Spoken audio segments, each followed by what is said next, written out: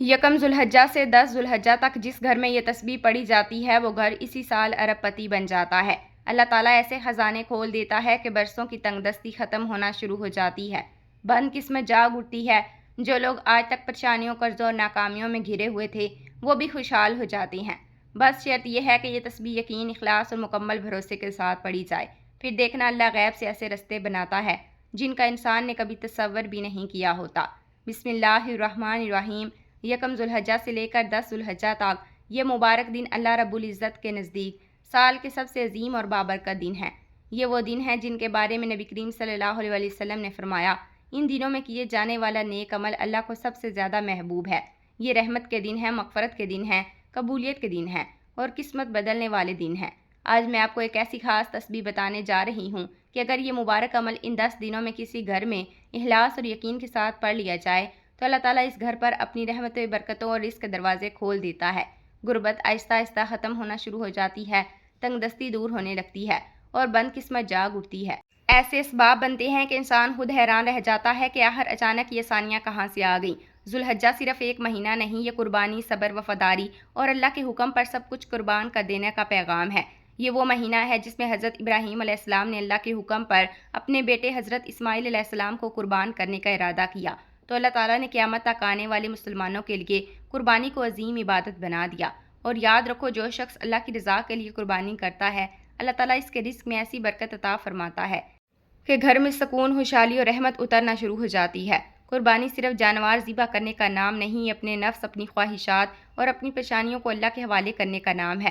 جو بندہ سچے دل سے قربانی کرتا ہے، اللہ تعالیٰ اس کے گناہوں کو معاف فرماتا ہے، اس کی دعاؤں کو قبول فرماتا ہے، اس کے گھر میں خیر و برکت نازل فرما دیتا ہے۔ رمضان کی طرح ذوالحجہ کے یہ دن بھی قبولیت کے خاص دن ہیں۔ اگر تم ان دنوں میں یہ تسبیح سچے دل سے پڑھ لو تو اللہ تعالیٰ ایسے رستے کھول دیتا ہے جن کا انسان کبھی تصور بھی نہیں کر سکتا۔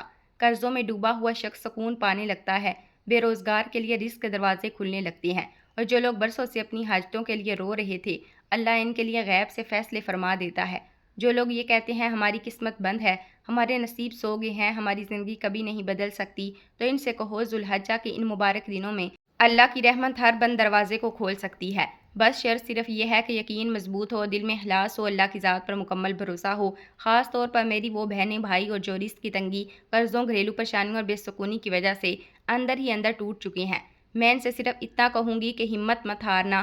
ذوالحجہ کے یہ دن خالی نہیں جاتے۔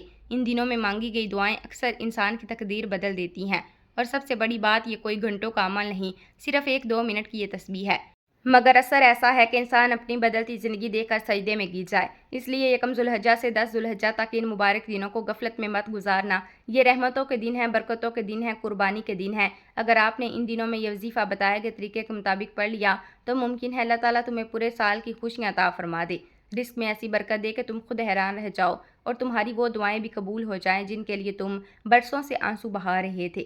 آپ دنیا کے جس کونے سے بھی تعلق رکھتے ہیں، چاہے آپ پاکستان میں ہیں، انڈیا میں ہیں، بنگلہ دیش، نیپال، عمان، مسقط، سعودی عرب، دبئی، جاپان یا دنیا کے کسی بھی ملک میں رہتی ہیں، آپ نے یکم ذوالحجہ سے لے کر 10 ذوالحجہ تک دنیا جہان کے تمام کاموں سے چند لمحے نکال کر اس مبارک وظیفے کو ضرور پڑھنا ہے۔ یہ ذوالحجہ کے وہ بابرکت دن ہیں جن کے بارے میں نبی کریم صلی اللہ علیہ وسلم نے فرمایا، ان دنوں میں کیے جانے والا نیک عمل اللہ کو سب سے زیادہ محبوب ہوتا ہے۔ یہ رحمت، مغفرت، قبولیت اور قربانی کے دن ہیں۔ اگر کوئی شخص ان دنوں میں اللہ کو راضی کر لے تو ممکن ہے اس کی پوری زندگی ہی بدل جائے۔ آپ چاہیں تو یہ وظیفہ نماز فجر کے بعد پڑھ لیں، چاہے تو نماز ظہر، عصر، مغرب یا عشاء کے بعد پڑھ لیں۔ وقت کی کوئی پابندی نہیں، جگہ کی کوئی قید نہیں۔ آپ دکان پر ہیں تو دکان پر پڑھ لیں، دفتر میں ہیں تو دفتر میں پڑھ لیں، کاروبار میں مصروف ہیں تو وہی پڑھ لیں، سفر میں ہیں، چلتے پھرتے تب بھی پڑھ سکتی ہیں۔ لیکن خدا کے لیے ان مبارک دنوں میں اس وظیفے کو مت چھوڑیے گا، کیونکہ اس تسبیح کی برکت اور تاثیر کو میں جانتی ہوں۔ آج تک جس شخص نے یقین کے ساتھ یہ تسبیح پڑھی، اللہ تعالیٰ نے اس کی خالی جھولی بھر دی، بند رستے کھول دیے، ناممکن حاجتیں پوری فرما دی، اور بعض لوگوں کی زندگی میں تو ایسے معجزے ہوئے کہ وہ خود روتے ہوئے سجدے میں گر گئے۔ سبحان اللہ۔ خاص طور پر ذوالحجہ کے ان دنوں میں قربانی کرنے والوں کے لیے تو یہ عمل اور بھی زیادہ بابرکت کیا جاتا ہے، کیونکہ قربانی صرف جانور ذبح کرنے کا نام نہیں، یہ اللہ کے سامنے اپنی خواہشات، اپنے غرور، اپنی پریشانیوں کو قربان کرنے کا نام ہے۔ جو بندہ اللہ کی رضا کے لیے قربانی کرتا ہے، اللہ تعالیٰ اس کے گھر میں رزق، سکون اور برکت نازل فرما دیتا ہے۔ آج آپ اللہ سے جو مانگنا چاہتے ہیں مانگ لیں، رزق مانگنا چاہتے ہیں مانگ لیں، قرضوں سے نجات چاہتے ہیں مانگ لیں، اولاد کی خوشیاں، گھر کی برکت، کاروبار میں ترقی، بیماریوں سے شفا، عزت سکون جو دل میں ہے آج اللہ سے مانگ لیں۔ تو آئیے ناظرین اب ہم اس مبارک تسبیح کے عمل کو سمجھ لیتے ہیں، لیکن اس سے پہلے میری آپ سے ایک چھوٹی سی گزارش ہے۔ اگر آپ اس چینل پر نئے ہیں اور ابھی تک آپ نے اس چینل کو سبسکرائب نہیں کیا تو خدا را بھی سبسکرائب کر لیں، کیونکہ ایسے روح پرور وظائف، بابرکت اعمال اور ایمان تازہ کر دینے والی باتیں روزانہ آپ تک پہنچاتی رہوں گی انشاءاللہ تعالی۔ ناظرین اب عمل کیا ہے ذرا توجہ اور دل لگا کر سمجھیے گا۔ یکم ذوالحجہ سے لے کر 10 ذوالحجہ تک کسی بھی دن کسی بھی نماز کے بعد باوضو مسلے پر بیٹھ کر یا چلتے پھرتے آپ نے سب سے پہلے نبی کریم صلی اللہ علیہ وسلم کی ذات مبارک پر 3 بار درود پاک پڑھنا ہے۔ جو درود آپ کو یاد ہو پڑھ سکتے ہیں، درود ابراہیمی یاد ہو تو یہ سب سے زیادہ افضل ہے، یا مختصر درود صلی اللہ علیہ وسلم بھی پڑھ سکتے ہیں یا صلی اللہ علیہ محمد بھی پڑھ سکتے ہیں، لیکن کوشش یہی کریں کہ یہ درود ابراہیمی ہی پڑھیں، کیونکہ درود ابراہیمی کی فضیلت سب سے زیادہ ہے۔ یہ وہ مبارک درود ہے جسے حضور صلی اللہ علیہ وسلم بھی بہت زیادہ محبوب رکھتے تھے۔ روایات میں آتا ہے کہ اس درود کو پڑھنے والے پر اللہ کی رحمتیں نازل ہوتی ہیں اور دعائیں بھی جلدی قبول ہوتی ہیں۔ ایک بار حصول برکت کی نیت سے میرے ساتھ بھی پڑھیے گا۔ اللہم صلی علی محمد وعلی آل محمد کما صلیت علی ابراہیم وعلی آل ابراہیم انک حمید مجید۔ اللہم بارک علی محمد وعلی آل محمد کما بارکت علی ابراہیم وعلی آل ابراہیم انک حمید مجید۔ 3 بار درود پاک پڑھتے ساتھ ہی فوراً اپنے خاص مقصد کی نیت کر لیں۔ اگر آپ کرائے کے گھر میں رہتے ہیں اور اپنا گھر چاہتے ہیں تو اس کی نیت کریں۔ اگر اولاد کی شادی کی فکر ہے تو اس کی نیت کریں۔ اگر قرضوں نے زندگی تنگ کر دی ہے تو قرضوں سے نجات کی نیت کر لیں۔ اگر اولاد نافرمان ہے تو اس کی اصلاح کی نیت کریں۔ اگر میاں بیوی میں محبت کم ہو گئی ہے تو محبت اور سکون کی نیت کریں، یا پھر آپ رزق، کاروبار، کامیابی، عزت یا کسی بڑی حاجت کے لیے دعا کرنا چاہتے ہیں تو وہ نیت کر لیں۔ جب نیت کر لیں تو ایک بار اعوذ باللہ من الشیطان الرجیم اور بسم اللہ الرحمن الرحیم پڑھ کر وظیفے کا آغاز کریں۔ یاد رکھیے تعوذ پڑھنے سے شیطان کے اثرات دور ہوتے ہیں اور بسم اللہ پڑھنے سے کام میں خیر، برکت اور حفاظت شامل ہوتی ہے۔ جو کام اللہ کے نام سے شروع کیا جائے اللہ اسے ضائع نہیں ہونے دیتا۔ پھر اپنے دل میں یہ کیفیت پیدا کریں کہ جس سے دنیا کی ہر پریشانی آپ سے دور ہو گئی ہے۔ ایسا محسوس کریں جیسے آپ روضہ رسول صلی اللہ علیہ وسلم کی جالیوں کے قریب بیٹھے ہیں، دل عاجز ہے، آنکھیں نم ہیں اور آپ اللہ کے سامنے ٹوٹ کر یہ وظیفہ پڑھ رہے ہیں۔ کیونکہ یاد رکھو جس دل میں عاجزی آ جائے، جس آنکھوں میں آنسو آ جائیں اور جس زبان پر اللہ اور اس کے محبوب صلی اللہ علیہ وسلم کا نام آ جائے، اس بندے کی دعا کبھی خالی واپس نہیں جاتی۔ اب سب سے پہلے نمبر پر آپ نے جو مبارک وظیفہ پڑھنا ہے یہ کوئی عام وظیفہ نہیں بلکہ ایک ایسا زبردست، مجرب اور نور سے بھرا ہوا عمل ہے کہ شاید ہی دنیا میں کوئی ایسا مسلمان ہوگا جس نے کبھی نہ کبھی اسے نہ پڑھا ہو۔ یہ ایسا عظیم وظیفہ ہے جو بند دلوں کو سکون دیتا ہے، بند قسمتوں کے تالے کھول دیتا ہے اور اللہ چاہیں تو خالی ہاتھوں کو بھی نعمت سے بھر دیتا ہے۔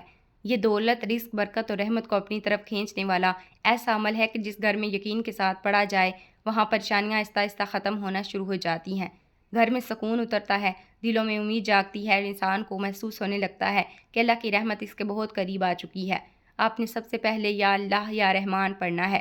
اللہ رب کریم کا وہ مبارک ذاتی نام ہے جس نام میں پوری کائنات کی طاقت پوشیدہ ہے، اور الرحمن اللہ کی وہ عظیم صفت ہے جس کا مطلب ہے بے حد رحم فرمانے والا، ایسا مہربان رب جو اپنے بندوں کو مانگنے سے پہلے عطا فرما دیتا ہے۔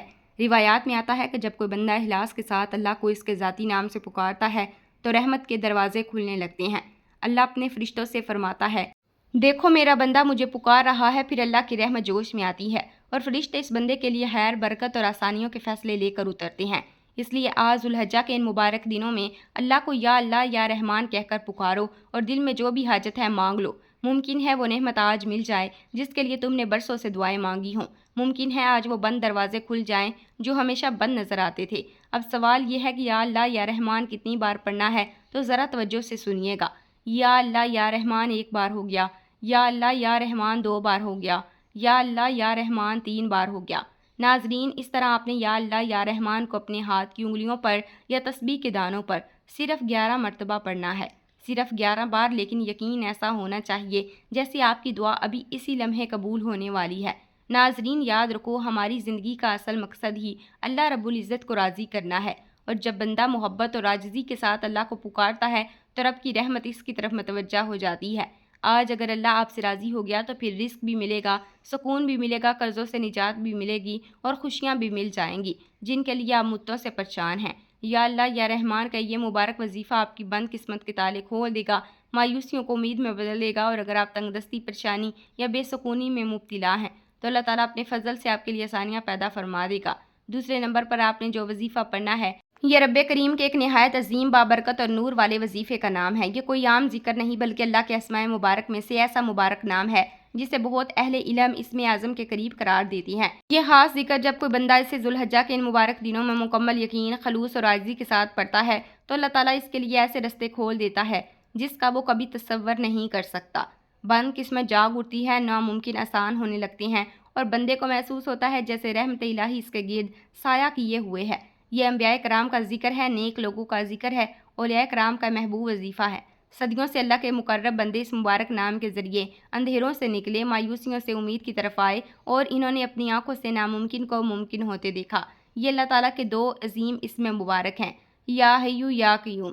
یا حیو یعنی ہمیشہ زندہ رہنے والا رب، اور یا قیوم یعنی پوری کائنات کو سنبھالنے والا، ہر چیز کو قائم رکھنے والا رب۔ اللہ والے فرماتے ہیں کہ جب کوئی بندہ ذوالحجہ کے بابرکت دنوں میں سچے دل سے یا حیو یا قیوم پڑھ لیتا ہے تو پھر اس کے حالات بدلنے شروع ہو جاتے ہیں۔ اسے ہر وقت لوگوں کے سامنے ہاتھ پھیلانے کی ضرورت نہیں رہتی۔ اللہ غیب سے اس کے لیے آسانیاں پیدا فرما دیتا ہے۔ وہ جس طرف قدم بڑھاتا ہے اللہ خیر کے راستے کھول دیتا ہے۔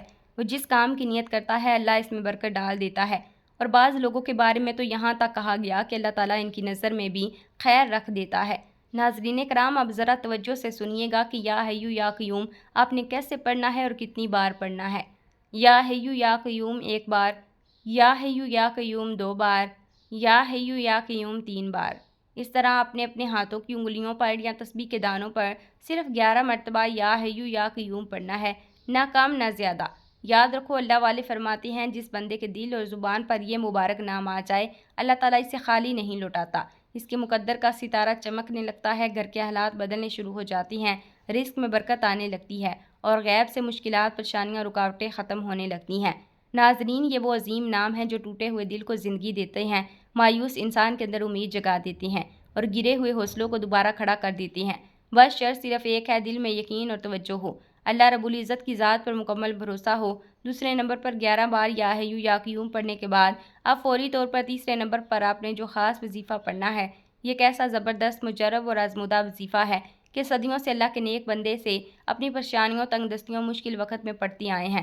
یہ وہ مبارک ذکر ہے جو مایوسیوں کو امید میں بدل دیتا ہے، بند رستوں کو کھول دیتا ہے اور اللہ چاہے تو انسان کی تقدیر بھی بدلنے کا سبب بن جاتا ہے۔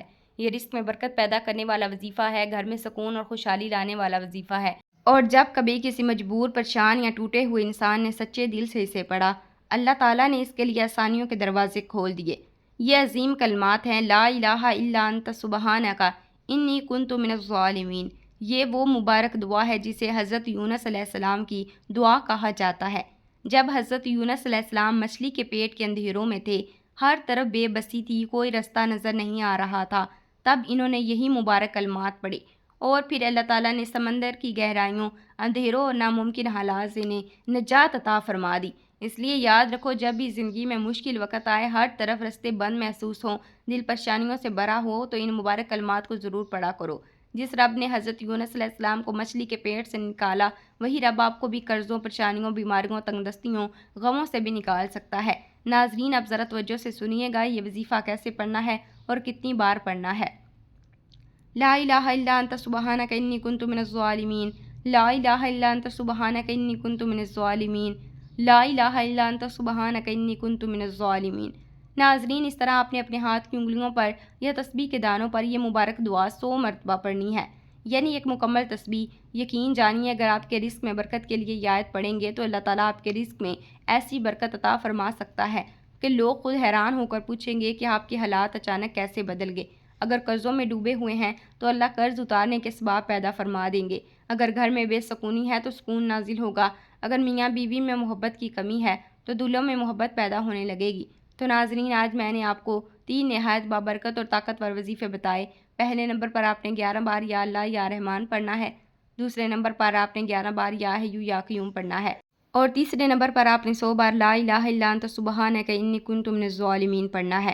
بس یقین، عاجزی اور اللہ رب العزت کی ذات پر مکمل بھروسے کے ساتھ یہ عمل کیجیے، پھر دیکھیے اللہ تعالیٰ کیسے آپ کے بند دروازے کھولتا ہے، ناممکن کو ممکن بناتا ہے اور آپ کی زندگی میں رحمت، برکت اور سکون نازل فرما دیتا ہے۔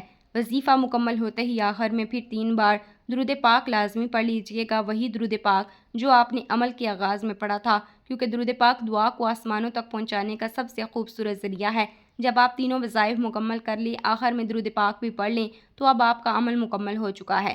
اب دونوں ہاتھ اٹھائیں اور سب سے پہلے اللہ رب العزت کے سامنے اپنے گناہوں کی سچی توبہ کریں۔ دل ٹوٹا ہوا ہے، آنکھیں نم ہوں، زبان پر معافی کے الفاظ ہوں، کیونکہ یاد رکھیں کبھی کبھی انسان کی دعائیں اس لیے بھی قبول نہیں ہوتی کہ گناہوں کی دیوار درمیان میں کھڑی ہوتی ہے۔